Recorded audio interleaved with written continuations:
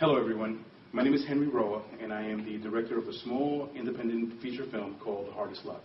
Now, The Hardest Love is a fictional account of Victor Velasquez, an 80s freestyle music artist who is trying to stay relevant in today's youth-oriented music scene. Now, Victor's drug and alcohol abuse sends him spiraling down this dark path where he's forced to deal with some really ugly inner demons as well as some deep-seated family issues. To compound the problem, he has to deal with what seems to be a never-ending struggle between Melissa, his current girlfriend, and China, who is an on-again, off-again fling that he's had since the 90s.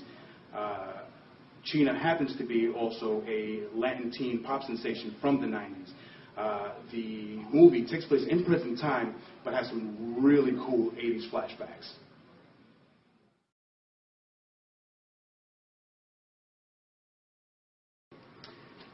Before I really get into the specifics of this really exciting project, I feel that I have to give a little history on the background of freestyle music. If you weren't in New York during the early 80s, or if you weren't immersed into the freestyle culture, you probably don't know what it's all about, or you might have heard of freestyle music and not known what it was called. Some people called it Latin hip-hop, some people called it club music. But what I've done is I put a small piece together that I call a brief history in the history of freestyle. And hopefully, you will get a better understanding of what I'm trying to say. As an FYI, what I want to tell you is that I don't claim ownership to any of the images that I'm about to show. I'm merely using them as an illustration tool and as an educational tool so that you can get a better understanding of what I am trying to do. So that said, I hope you enjoy.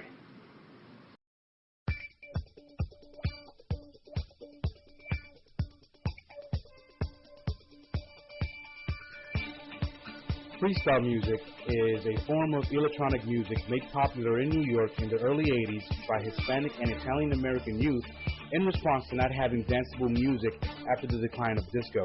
In the early 1980s, as disco's popularity declined in the mainstream, so did the radio stations' desire to play it. The radio stations, opting to play more mainstream pop, rock, and R&B to bolster their ratings, left their mainly Hispanic and Italian-American fan base who was used to dance music out in the cold.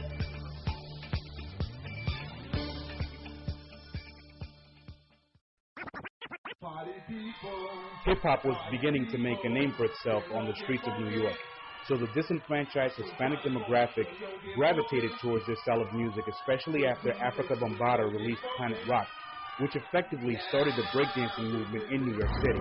Now, if you add a Latin rhythm beat and a syncopated drum machine to that electro-funk sound, what you get is 1983's Let the Music Play by Shannon, which is credited as Freestyle's first hit.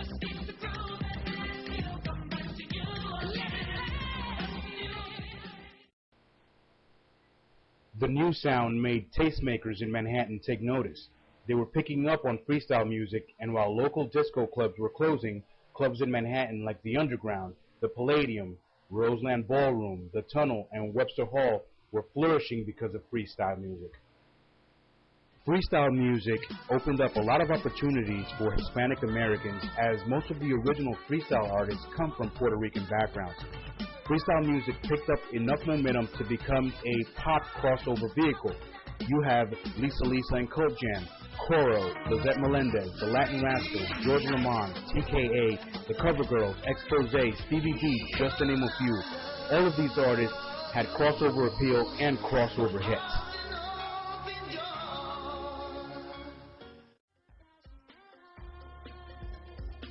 Freestyle's impact could be heard around the country as it spread to Miami, Los Angeles, and Chicago, but it was felt around the globe. Artists were emerging from Europe, Australia, and Asia. Nothing will prove the crossover appeal of freestyle as the remix to 1987's hit In Love With Love by Debbie Harry of Blondie.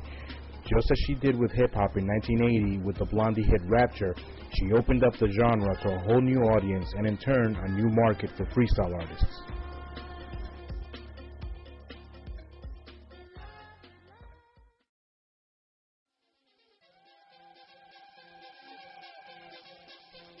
As with any genre that becomes so hot so quickly, just as disco did before it, it died hard.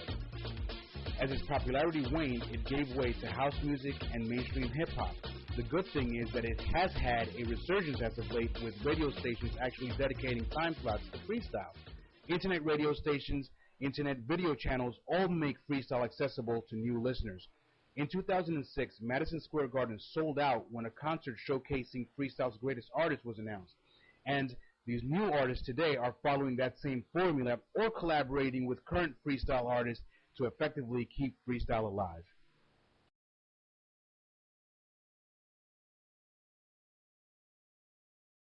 So, what I hope to bring to light are the staggering statistical numbers when it relates to domestic violence and violent crimes in our community stemming from alcohol and drug abuse. According to the website nyc.gov, nearly 14 million Americans, that's 1 in 13 adults, abuse alcohol and drugs, and that is 1 million in the New York City area alone. So my hope is that the film shows people, particularly young people, that you don't have to go to drugs and alcohol to solve your problems, that you can go to therapy, you can go to counseling, and you can accept the love that's coming from your friends and family to help you out. Little things like that really go a long way towards helping you recover and be a better person.